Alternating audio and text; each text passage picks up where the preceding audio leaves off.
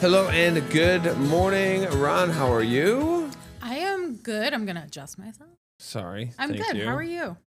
I'm good. Thank you. Happy Friday. Happy Friday. I am very excited about it being Friday. Yes, we've made it to the end of the week, which is nice. And a lot of things happening, a lot of things we can chat about here. We did not get to the balloon launch that you did yesterday, or at least the preview to it. Can you tell us a little bit about that experience? Of course. Well, I've never been to one of these experiences. I know they go to schools like with the balloon and they show the kids how it, expands and all those fun things, how it inflates rather. So I've never done that. So when I had the opportunity, our photographer was like, I've done a live shot on a hot air balloon before. And I was like, well, I guess I'm checking if we can do a live shot on a hot air balloon. So I did this and I learned so much. I didn't know that you needed wind speed to be below, 6? Yeah. He was saying 6 to 8 miles per hour. in order for things to go well. So when we were actually up on the balloon, it was a little windier than he liked. Like I saw his face. Yeah, Lee he was getting Titesworth. concerned. Yeah, Lee Titesworth, the pilot there at Balloons Over Letchworth. He was getting, there he is. He was getting very concerned. He was like, we need this interview to be over so that I can get us down from here. But I really appreciate their effort. So the balloon rally happening this weekend, again, weather permitting. So they're not sure how that's going to work out. Right. And 15 to 20 balloons flying over Letchworth. Apparently there's a wait list. Like pilots of these hot air balloons are really wanting to do this at Letchworth State Park. And he was telling me that it's because they can just, they can go down in the gorge. They can see the falls. So they've got 2 levers, it looks like there. So you can kind of go left and right a little bit, steer it a little bit. That's what it seemed like based on me watching him. I didn't ask him about the navigation itself. Okay, yeah. But it does seem like detailed. Like it's not like you just let the balloon go. You know what I mean? Yeah. He's actually a pilot. He's, doing things.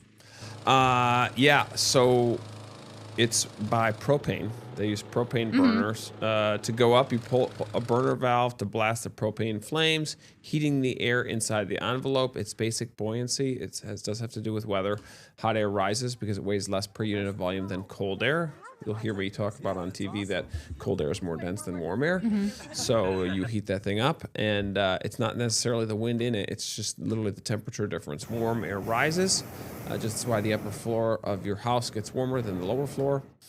Steering. Wind blows in different directions at different altitudes, so they climb or descend based on finding wind layers, and it looks like since you have 2 burners, that kind of helps you move around. It's invented in 18th century France. Did you know that? Wow. I didn't realize hot air ballooning was that historical. Yeah. Oldest successful human carrying flight technology, actually. Okay. So, yeah, before jumping, I guess. Well, after jumping in the air. Sorry, bad joke. So September 1783, Joseph Michel and Jacques Etienne Montgolfier. How's that sound? That was very well said. The brothers launched the first living creatures, a sheep, a duck, and a rooster. Up in I guess we've always used animals to figure things out. They did it in front of King Louis XVI at the Palace of Versailles. That is very cool. It's how they did it. So, and then they showed it off. And then, so it happened a bunch in the late 1700s. And then they did a little bit of, there was a lot of accidents, as you can imagine. So basically, throughout the 1800s, they didn't do it as much because you have to kind of like have an open flame in the air. And there's like nylon. So you can imagine there's a lot of fires. Yes, I had to say the warmth yesterday was really nice. Oh, I bet like you could every time he did do one of these. Yeah, every time he did it, I was like, "This is great. Keep going. We're funny. freezing." Yeah, sure. He let me do it once. It was nice. There's a place in Turkey that does them that I've seen before. It looks amazing. Yes, I've seen that as well. It does look amazing. Yeah, it's like they look like the Badlands, but just in Turkey. Yeah, no, I forget What's what it's it called as well. The hot air balloon spot in Turkey. It is beautiful though, seeing them. I didn't realize there were so many unique like balloons. It's some have like bunny ears. Cappadocia. Cappadocia? Yeah, that's what it's called. With a C? Cappadocia. Mm. Flying in a hot air balloon in Cappadocia should be on your dream travel list. I feel like it should. I'm sure that the weather there is a lot more consistent. Mm-hmm. Let's see here. Nope, that's not it. Oh, yeah, here we go. This is just going to show me, so sorry, but. Oh, you're fine. You see it there? Mm-hmm. Is that what you were thinking of? Yes. Thinking of? Yes. Yeah. So that looks very similar to the Badlands in South Dakota. Really? Actually, yeah. There's a pretty cool spot there. I think it's funny because I've been to many like international destinations, Yeah. but I've not actually traveled the U.S. very much. Oh, really? Mm-hmm. Which is unfortunate. Exactly. It's unfortunate. There's a lot to see around this country. Well, that was cool. I'm glad you did that. It definitely seems like a bucket list thing, but yeah, it's so dependent on weather that it just makes it so difficult to pull off because, like you said, there's a wait list. It's not like you can do it every day, all day. Right. Because literally the weather has to be such tight criteria. And tomorrow, I don't know about rain. Can you hot air balloon in rain? I wish I had asked that question. I could probably text him. Can you hot air balloon in rain? No. The answer is no. Yes, I mean, it makes sense that you cannot. But who knows? Maybe there would have been some unique tech that we didn't know about that makes it possible, you know? Yeah. Well, if the fabric absorbs water, it's just too heavy. Makes sense. Yeah, and it's not going to be like all nylon, basically, to avoid the rain. So, yeah, so it's going to be tough because we got rain tomorrow. We got a lot of rain tomorrow. So I think they're planning launches tonight, tomorrow morning and evening, and then Sunday morning. This is their window to Sunday kind of morning. Make it happen. It's too windy. It's too windy Sunday morning? Yeah, it's going to be too windy, unfortunately. So they might not get their dream. Yeah, that's tough. What are you going to do? I'm going to be all over their social media tomorrow morning. Next week? Oh, sorry, go ahead. No, you're fine. Because like we learned this morning, I wake up early anyway. Yeah, that's right. Yes, we did that. Yeah, that was fun. We did our poll. Do you wake up often early on your days off? And most people, like 90% said yes. Mm-hmm. I mean, because like you get into the groove of waking up at a certain time. Sure. And I do sleep in, right? I'll sleep till 5. Yeah. That's sleeping in. That's 5. Me sleeping like 2.5 hours more than I generally sleep. Yeah, exactly. So if someone that wakes up at 7, they would be waking up at 9. Mm-hmm. Right? And be kind of the equivalent. Waking up at 9, which is kind of what my wife does. She sleeps until that time. So sad news. This is a story that we really need Brennan for, is the passing of Kyle Busch. Mm-hmm. Very sad here. Let's see if this is the right video. Yeah, just 41 years old. It seems like he got sick and then just passed away.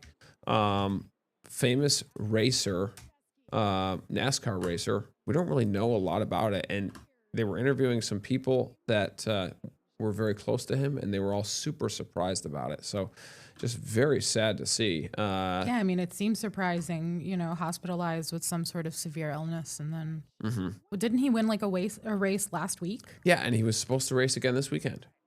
That's just wild. 2 young kids. Life is fragile. Yeah, we always, in the Jewish faith, we have like it's always about health kind of a line.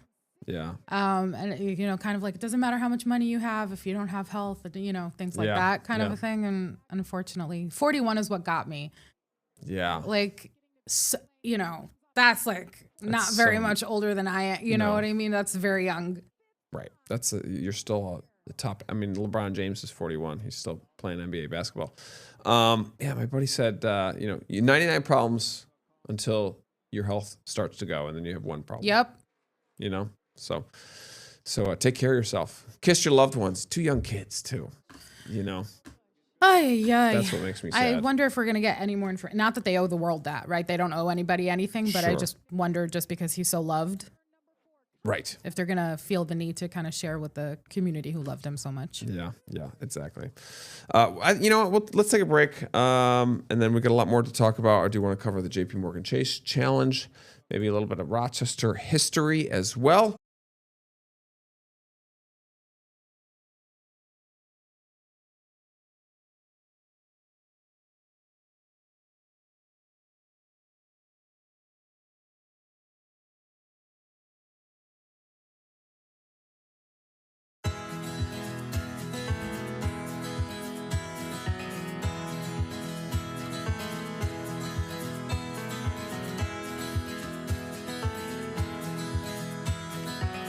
And we are back. So last night was the JP Morgan Chase Challenge. Yeah, well, I don't know much about this, but apparently it's a big deal.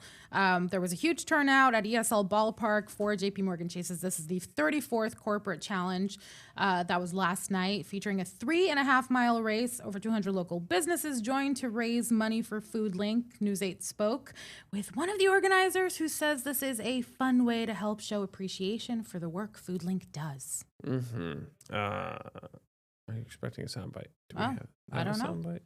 I doubt it. But it's just... yeah, so... Is this how companies basically are doing their corporate, this was the 34th, social responsibility? Yeah. I remember when I was a kid, my parents used to run this one. Really? Isn't that funny? I remember my dad had like a 1998 JP Morgan Challenge shirt. I wonder if he still has it. That's very cool. Amazing. It's been going on forever. The fastest run was 17 minutes. Woo! L3 Harris had 230 people. Wegmans 225. U of R 154. Come on, University of Rochester. But yeah, no, this is a very famous run. It was a little chilly last night. You can see some people in the hood in there wearing hoodies and things like that because it was a little chilly out there. Except for the runners, I'm assuming. The runners are great, but the runners are fine. When you cool down and that sweat dries off, you're gonna get a little chilly there. It's called evaporational cooling. Evaporational cooling. Yeah, it's a science term actually. And then after that, we got to watch why Rochester has this Flower City emblem. Looked like there was a movie on it last night at the little theater. Yeah, a movie that if you didn't catch last night, you can still catch through September at kind of various locations. But it, talked about the history of how this logo came to be, and just the process of its creation. Mm-hmm. That's what this video is. It's the creation of the logo. Is that what you're saying? Oh, yeah. Is that right? So I think it's so interesting. random. I didn't realize until you told me this morning that people actively tattoo the flower. Oh, yes. On their body. I mean, I guess if you want to identify somebody who's from Rochester, or somebody's going to be like, "What's that?" And then you have to be like, "Well, it's my city's logo." Yeah, exactly. I love Rochester. So I think from what I'm reading, it was created and approved in 1976, which would be 50 years. Mm-hmm. So that's the 50-year anniversary of it. So Flower City, we used to be the FLOUR city. Somebody told me this recently. You know this? You know this already? Okay, yeah. Flower City, because we did a lot of milling. I guess, of actual flour, FLOUR. And then, they moved west. So now we're the FLOWER, which makes sense. We got the lilacs. Exactly. That's what I was going to say. Somebody was like, we have lilacs. We got to figure something out, guys. We have Wait a second. Farms. I've got an idea. Yeah. That way people say the same thing. Even if they don't know, they're still saying flower. Right. Exactly. So there you go. There's your history of it. I'm curious if the film is going to be available because I am curious to watch it. Would I go to a theater? Maybe not. But would I watch it at home? For sure. If I was to get a tattoo, might be what I would want to get. Really? To be honest with you. You're like, it's permanent. I've been from Rochester. I will always be from Rochester. Yeah, exactly. And I don't, I know Brennan has a bunch of tattoos that represent his kids. Mm-hmm. I think that's very cute. I love my kids. But, I don't know if I love them as much to get a tattoo on me. You know what I mean? What am I going to get? Their name? Mason. Okay. Yeah. Tattooed Mason on my arm. I don't know. My favorite of his tattoos is the handhold one. Yes. Where his kids held his hand and then at that spot he did the stars. But his all have meanings. Mine don't. My tattoos are I walked up to a tattoo shop with friends and everybody decided to get one. So I got one. Pulled it off. Yeah. Kind of a thing. Right. I was telling the story. So the last tattoo I got, it's above my elbow. And it was just because we were in Miami with the fam. And we didn't have entertainment for the night, so I decided to be because we drove past what's it called, Miami Ink. Okay. Are you familiar with so there's a reality show about Miami Ink. It's where Kat Von D got really famous and a bunch of tattoo artists like that. And my husband was like, I used to love that show. We should go in. Yeah. And then we should get just a little tattoo just to say we got a tattoo. I walked out with a tattoo. The man did not. Oh my gosh, he chickened? Well, I went first, and he was like, I just can't figure out what to do. I was like, well, I figured out what to do. Wow, he's got to step it up. Oh my gosh. So you got a tattoo and he didn't. Yeah, but now I could say that at Miami Ink, I got a tattoo, and whoever knows. So, that's pretty neat. I mean, it's not meaningless, but it's just not like I didn't think about it forever before I went to do it. What's more meaningful is the fact that where you got the tattoo, exactly, not the tattoo itself. Exactly. Right? That story is the whole reason I have this tattoo. Right. Yeah, no, I think this is it. Maybe I will. Maybe I'll get a little Rochester tattoo. It's almost cliche because so many people have it, but I just like it. It's where I'm from. I love the city. No, if it has meaning to you and you won't look at it. My one piece of advice to people who get tattoos is just don't put it my favorite tattoo is the one behind my ear because I can never see it. You can never see it. And then I put my hair up and I catch myself in a mirror and I'm like, oh my gosh, you have a tattoo behind you. Looking good. Exactly. Exactly. So my one piece of advice is to just not get it somewhere that you see all the time because then it loses its cool. That's interesting. I like the elbow. Yeah. Right? It's kind of like that one you too. Never really looking on it and you can do the thing on the kind of have it go around the elbow. That'd be kind of cool. That is cool. Right? Yeah, I tried to get the whole Sunrise team to do a tattoo once, but it didn't work. We even sent them, me and Eric sent them, our photographer sent a whole AI created makeshift thing. That's silly. Nobody was into it. It's okay, whatever. Let's, before we got a few more minutes. I got to talk about my Knicks. I know you're not a huge basketball person. Hey, listen, I like seeing you excited about it. But we won again last night, which was big, and it was just kind of a normal win. Game one was more of a crazy comeback that wasn't supposed to happen. This game two was much more just we beat them down basically at home. So it was a second win at home. Celebrity Row. Okay. Let's cover it. Timothy Chalamet, he's at almost every game. Ben Stiller. Ooh, very good big one. Knicks fan. Chris Rock. Good one. John Bon Jovi was there. Okay. And they did the song Living on a Prayer. And he was fun. singing along to it. They put him, I think, on the Jumbotron as they were singing the song. Hey, why not? Which is very good fun. for him for playing along. Yeah, it's right. He's not going to be like, come on, dude.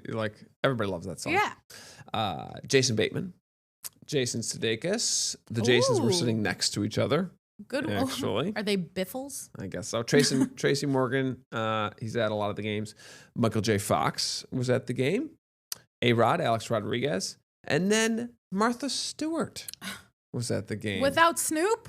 Apparently so. She was Snoopless? Snoop's on the West Coast. He's watching the Western Conference Finals. Oh, probably. Okay. There you go. Martha Stewart, was she hanging out with the famous people? Was she just we're all friends. You want me to make you a cake? She does it all, doesn't she? She does. She's one of the most just famous people for a reason that has nothing to do with what she actually does, which is so funny. No, it's very strange. Yeah. I mean, I remember my mom would watch her cooking stuff and then, she, it's not just cooking, arts and crafts, interior design, gardening. She's got it all. Good brand. Right. She knew what to do with branding. Yes, she did. And then she was doing swimsuit edition a few don't years even know ago. Yeah, she was on Sports Illustrated as a swimsuit model. Look at that. And she's in her 70s now, so. Yes, and it was recent. Very cool. Good for you, Martha Stewart. When Keep was going, she woman. on?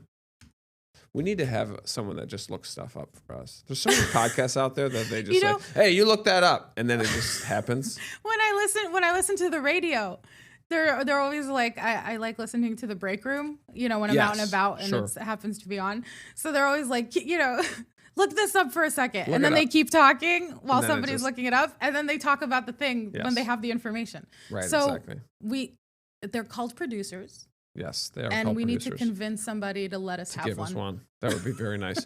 I think it adds to every show. I love it. I love when every show does it because it's just it's just like them. They're fact checking themselves. Yeah. There are YouTube shows. I don't know if you watch. Do you watch anything Jubilee? Sounds familiar. They do very social experiment type of videos, And they have this one thing where they have like one person who believes in X and then a bunch of people, like 20 people who believe in something else. Oh, and that person has to like convince them? Yes. Well, they have to debate kind of that person, that one person's point. Yes. So then every time somebody says something that is, you know, fact or not, they will fact check them on the side of the screen. So while they're talking, you can see kind of what's real or what isn't. That's fascinating. And that is very fun. I've seen clips of it, but watching people argue for long periods of time just stresses me out. I had a phase where I was obsessed with YouTube. Like I wasn't watching TV. I think it's human nature, right? You see drama, you find drama, and you're just attracted to it. Yeah. It's like a train wreck. You can't look away. But sometimes I also just like to see what people are talking about. I like to know both sides' main points. Sure. Just because is one side anecdotal and the other side scientific? Well, and that's even if generally the main case for most things. Yeah, but even if I disagree with something, like I like to understand, you know, even with politics, I like to understand what the other side's argument is. Yes. Whether I agree with it or not, just to kind of see what place they're coming from. 100%. I'm there with you all the way. I think that's so important. I think it's missing in our society. And I think that you got to be able to see from other people's perspectives. And I have lots of friends that have significantly different perspectives than I do. And some people, I think, oh yeah, I have friends that have different perspectives. We just don't talk about that stuff. I'm the opposite. I'll bring it up. Yeah. I'll bring stuff up because I'm curious as to why. And like, there's a time and a place. And like, I know a lot of times it's not my place to try to convince you of my opinion. And that's like, for me, it's like in the parenting space. Like I parent different than other parents, but it's not my place to tell you how to parent your kid. Right. Even though I know like scientifically that's actually not a good way to parent, it's just not my place, you know? Yeah. So I'll hear you out and I'll listen to, oh, that's really like, that's an interesting way. I might do it differently, but that doesn't mean your way is like wrong necessarily. That's just your lived experience. Yeah, that's something I learned as I got older. And I think also this job is like, it's okay to just nod. Right. Even if you're like, it's okay to It's hard. It's that's a learned skill. It's my wife calling me.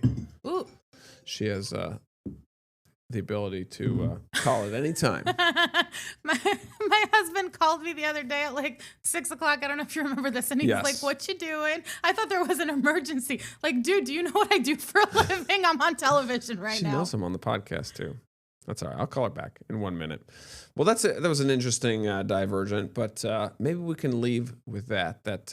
Let's try to have productive, nice conversations with people this weekend. Yes. You plans this weekend, Memorial Day? You're working with me. Brennan's off. Yes, So I'm we'll working both be in Monday. on Monday, but no pod. But no pod. Oh, I didn't know that. No pod. It's a holiday, so we'll let people relax a little bit. Okay. Not have to listen to us. Good for us. But other than that, I'm hoping for the Letchworth State Park, the balloons. So that's the only thing. But your face tells me that probably not. No, it doesn't sound likely. But tomorrow for me, I'm like thinking rain plans. Like, what do I need to take care of in the house that I've been putting off for a long time? You know, like jobs, basement jobs, things like that I just need to get done, get taken care of. So. Well, there's a girl on social. I'm sorry to divert here, but there's a girl on social media that I follow, and what she does is, how long does it take after I procrastinated on something for a long time? So she'll just do videos of her doing like really menial tasks, and then she's like, I procrastinated on this for 4 months. Took me 10 minutes. Oh, that's funny. Of how long to do the actual job. Right. That you procrastinated. Oh man, that's funny. It really is just getting it started. Is the worst thing.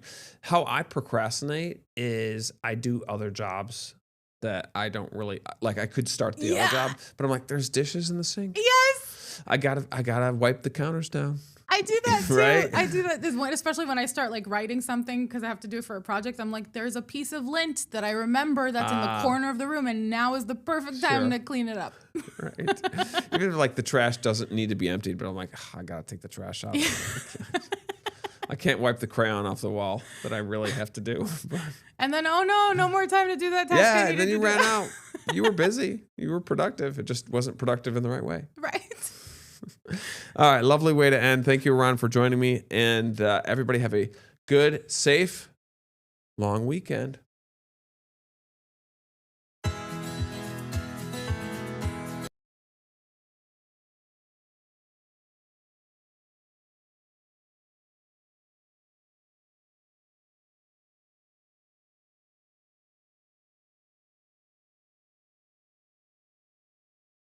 Get the Rochester First streaming app today for everything you love from News 8 on demand, plus exclusive shows you won't see anywhere else. Search ROC and download for free on Roku, Amazon Fire, and Apple TV.